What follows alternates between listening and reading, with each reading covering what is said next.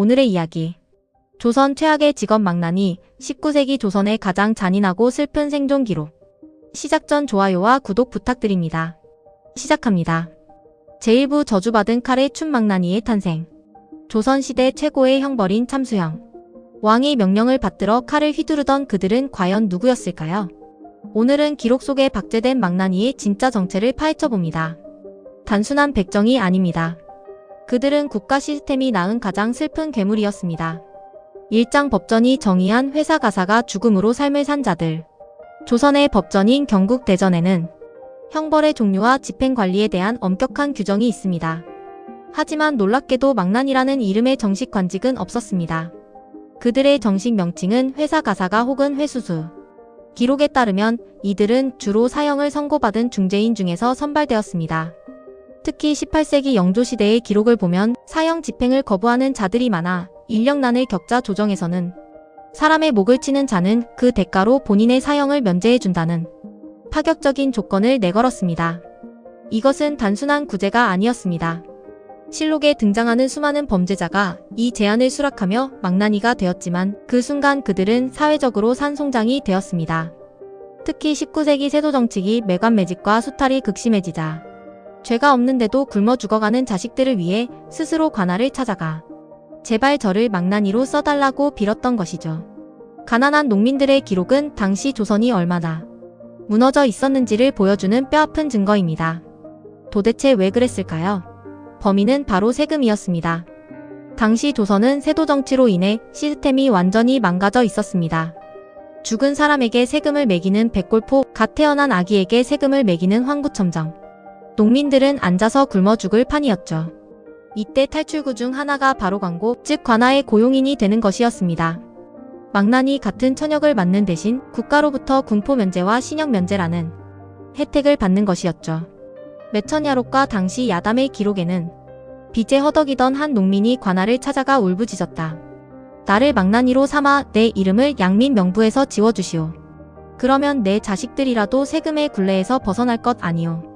그는 스스로 족보에서 이름을 지우고 인간이 아닌 국가의 칼이 되기를 선택했다. 특히 철종 시기에는 수탈이 극에 달했습니다. 삼정의 문란으로 인해 마을 전체가 야반도주하는 일이 빈번했죠. 이때 남겨진 노인이나 가장들은 가족을 살리기 위해 관아의 가장 낮은 곳으로 기어 들어갔습니다. 망나니가 되면 마을에서 짐승 취급을 받으며 격리되어 살아야 했지만 역설적으로 관청 소속의 불가촉 천민이 됨으로써 탐관 오리들의 무차별적인 수탈에서 벗어날 수 있는 비극적인 안전보장을 얻게 된 겁니다. 이들은 처형장에서 칼춤을 출 때 다른 망나니들보다 훨씬 더 기괴하게 소리를 질렀다고 합니다. 그것은 광기가 아니라 나는 이제 사람이 아니다라고 스스로를 세뇌하며 자식들을 살리기 위해 피를 묻혀야만 하는 한 아버지의 처절한 울음소리였던 셈이죠. 교과서에는 삼정의 문란이라고 4글자로 요약되어 있지만 그 이면에는 자식의 밥그릇을 지키기 위해 기꺼이 망나니에 칼을 쥐었던 가장들의 피눈물이 서려 있습니다. 2장 1894년까지 이어진 광기의 의식 희수. 처형장에 서면 망나니들은 칼의 입으로 술을 뿜고 춤을 추기 시작합니다. 이것은 단순히 무서운 분위기를 잡으려는 게 아니었습니다. 이 기괴한 춤은 희수라 불리는 나름의 격식을 갖춘 행위였습니다. 1860년대 철종 시기의 목격담에 따르면 망나니는 사형수의 귀에 화살을 꽂고 얼굴에 회치를 한 뒤 칼춤을 췄습니다. 칼날에 술을 뿜는 행위는 칼의 녹을 방지하는 실용적인 이유도 있었지만 근본적으로는 칼의 서린 원혼을 정화한다는 주술적 의미가 컸습니다. 이들이 춤을 추며 소리를 지른 이유는 처형 후 닥쳐올 정신적 트라우마를 이겨내기 위함이었습니다. 매천야록의 기록자 황현은 이들의 모습을 보며 그들은 사람의 형상을 하고 있으나 속은 이미 짐승의 길을 걷고 있다고 개탄했습니다. 하지만 그 짐승의 길을 강요한 것은 결국 조선이라는 국가 시스템이었습니다. 삼장 족보에서 지워진 이름 왕의 칼이 된 천민. 망나니는 왕의 이름으로 피를 묻히는 자였기에 역설적으로 왕이 다스리는 인간의 세상에 발을 붙일 수 없었습니다. 당시 기록에 따르면 망나니가 된 자들은 본관과 이름을 버려야 했으며 성 안으로 들어오는 것조차 엄격히 금지되었습니다. 특히 19세기 후반 조선의 서구 문물이 들어오던 시기에도 망나니에 대한 차별은 여전했습니다. 그들은 국가로부터 정기적인 급료를 받지 못했습니다. 오직 처형이 있을 때만 나라에서 주는 약간의 식량과 유가족들에게 뜯어낸 돈으로 연명해야 했죠. 죄인의 목을 쳐야만 밥을 먹을 수 있는 운명. 사멸령이 내려지면 백성들은 만세를 불렀으나 망나니들은 내일은 굶어야겠구나라며 칼을 닦으며 울었다는 이야기는 단순한 야담이 아니라 당시 퇴하층민의 처절한 생존 현실이었습니다. 이 지독한 신분 차별과 잔혹한 풍습은 1894년 갑오개혁으로 신분제가 폐지될 때까지 무려 500년간 이어졌습니다. 왕의 명령을 수행하면서도 사람 대접을 받지 못했던 망나니들. 그런데 이 천대받던 망나니들이 갑자기 갑이 되는 순간이 있었습니다. 바로 사형 집행 직전 사형수의 가족들이 그들의 칼끝을 바라보며 벌벌 떨 때였죠. 과연 처형장 그늘진 곳에서 오고 간 목숨값의 흥정은 얼마였을까요? 단칼에 죽여달라는 유가족의 애원 뒤에 숨겨진 소름 돋는 뒷거래의 진실. 다음 시간에는 조선판 비즈니스의 끝판왕 제2부 죽음도 돈이 되는 거래 피 묻은 뇌물편에서 그 추악한 기록을 공개합니다. 제2부 죽음도 돈이 되는 거래 피 묻은 뇌물. 죽음 앞에서는 누구나 평등하다고 말합니다. 하지만 19세기 조선의 처형장, 그곳은 결코 평등하지 않았습니다. 목이 떨어지는 그 찰나의 순간에도 등급이 있었고 그 등급을 결정하는 것은 바로 돈이었습니다. 단칼에 끝낼 것인가 아니면 수십 번의 칼질로 고통 속에 죽어갈 것인가. 가장 신성해야 할 법의 집행이 가장 추악한 시장 바닥으로 변했던 곳.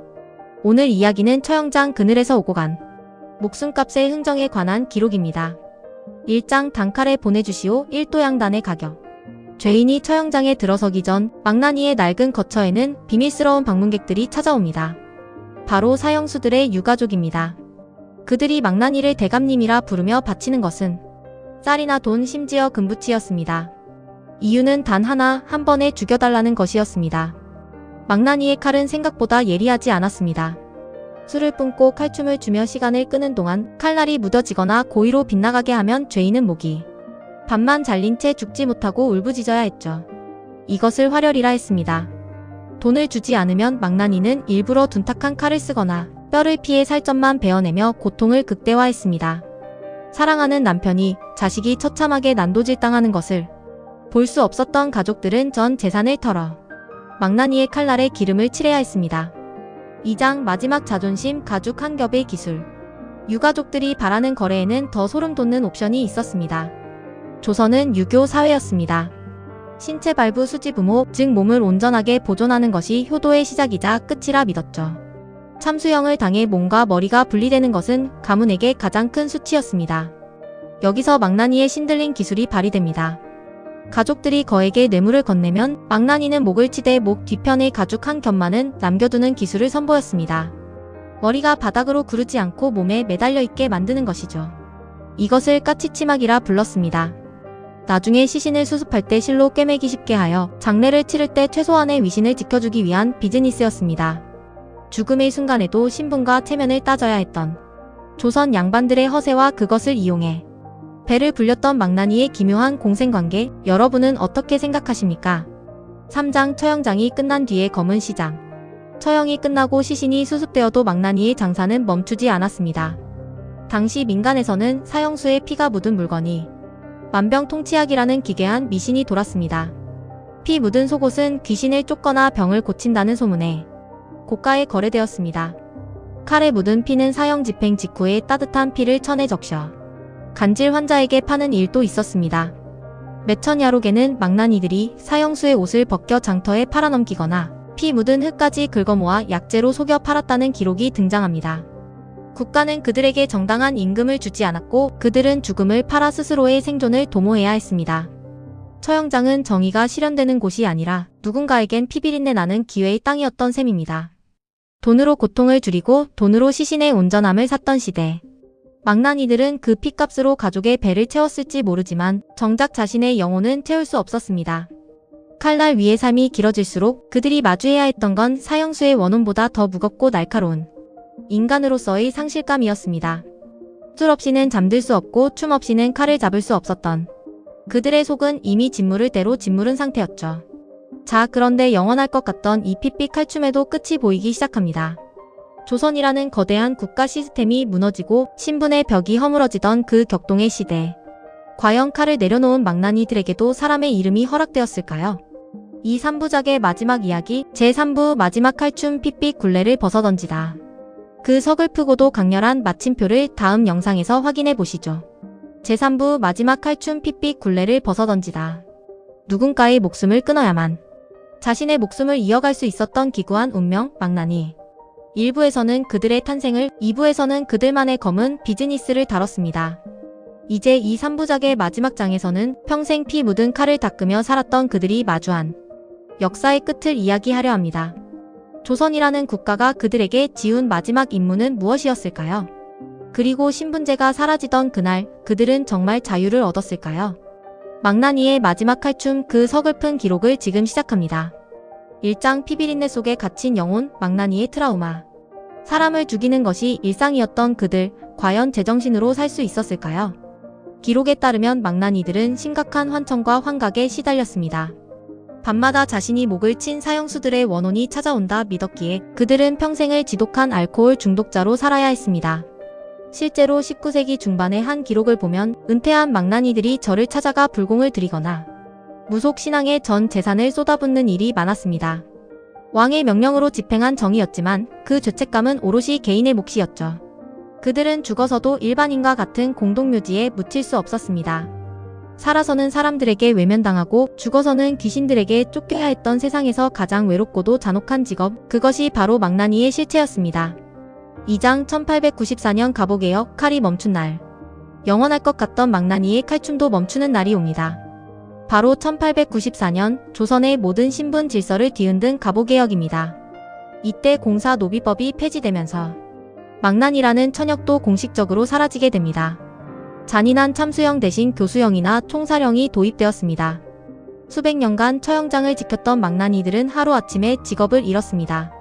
하지만 여기서 더 슬픈 사실이 있습니다. 법적으로는 평등한 국민이 되었지만 사람들의 시선은 바뀌지 않았습니다. 망나니였던 사실이 알려지면 마을에서 쫓겨나기 일쑤였고 그들은 결국 이름을 바꾸고 연고가 없는 먼 곳으로 숨어 들어가야 했습니다. 국가는 필요할 때 그들에게 칼을 쥐어주었지만 세상이 변했을 때 그들이 평범한 사람으로 돌아갈 길은 마련해주지 않았습니다. 3장 마지막 망나니의 증언, 사람으로 죽고 싶다. 구한말 실제 망나니였던 이들의 마지막 증언들이 야담과 비사로 전해집니다. 그들이 죽기 전 가장 원했던 것은 무엇이었을까요? 놀랍게도 그것은 돈이 아닌 이름이었습니다. 자신의 묘비에 망나니가 아닌 한 명의 아버지로서, 한 명의 사람으로서 이름을 남기고 싶어 했습니다. 세도 정치의 부패 속에 가족을 살리려 칼을 잡았던 아버지들, 사형수에서 살아남기 위해 피를 묻혔던 죄인들. 그들은 조선이라는 국가 시스템이 유지되기 위해 필요했던 필요악이었습니다. 우리는 그들을 흉측한 괴물로 기억하지만 어쩌면 그들은 조선에서 가장 정직하게 국가의 어두운 면을 온몸으로 받아냈던 가장 비극적인 희생자들이었을지도 모릅니다. 3부에 걸쳐 전해드린 망나니의 이야기 어떠셨나요? 권력자들은 손에 피 한 방울 묻히지 않고 정의를 말할 때 그 정의의 가장 날카롭고 더러운 부분을 묵묵히 감당했던 이들이 있었습니다. 망나니의 칼춤은 끝났지만 역사는 우리에게 묻습니다. 우리는 지금도 누군가에게 희생을 강요하며 정의라는 이름으로 방관하고 있지는 않은지 말이죠. 지금까지 하루설화였습니다. 이 3부작이 여러분께 역사를 바라보는 새로운 시각이 되었길 바랍니다. 구독과 좋아요로 이 슬프고도 강렬한 이야기를 널리 알려주세요. 다음 시간에도 더 깊이 있고 흥미진진한 이야기로 찾아오겠습니다. 시청해주신 여러분 진심으로 감사합니다.